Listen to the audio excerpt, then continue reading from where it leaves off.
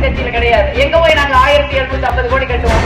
இந்தியாவை வந்து ஒரு மகிழ்ச்சியான, ஒரு அமைதியான, அன்பான ஒரு நாடாக நம்ம வச்சிருக்கணும்னு நினைக்கிறோம். கட்சி என்ன மாதிரி நம்ம கிட்டவே காசு கிடையாது. அப்ப நம்ம இருக்கிற கட்சியிலையும் காசு கிடையாதுன்னு நாங்க எப்படி தேர்தலை சந்திக்கிறது? அந்த அளவுக்கு நம்மள முடக்குறாங்க. கட்சியிலே காசு ரொம்ப கம்மியா தான் வச்சிருப்பாங்க. ஒரு 6 மாசம், ஒரு 2 மாசத்துக்கு முன்னாடி அந்த அக்கௌண்ட் மூடிட்டாங்க. இன்னைக்கு 1993 இருந்து நீங்க 1750 ரூபாய் கட்டுங்க, 50 கோடி கட்டுங்கன்னா 1750 கோடி. வெறும் 1170 கோடி கூட காங்கிரஸ் கட்சியில கிடையாது. எங்க போய் நாங்க 1750 கோடி கட்டுவோம்? ஒரு அரசியல் கட்சி என்ன மாதிரி நம்ம கிட்டவே காசு கிடையாது. அப்ப நம்ம இருக்கிற கட்சியிலையும் காசு கிடையாதுன்னு நாங்க எப்படி தேர்தலை சந்திக்கிறது? அந்த அளவுக்கு நம்மள முடக்குறாங்க. இன்னைக்கு திராவிட முன்னேற்ற கழக அரசாங்கத்தின் மீதும் கட்சியின் மீதும் ஒரு மிகப்பெரிய அழுத்தம் செலுத்தப்படுகிறது. ஆனாலும் முதலமைச்சர் அவர்களும் தலைவர் ராகுல் காந்தி அவர்களும் தைரியமா களத்தில் நிற்கிறாங்க. ஏன்?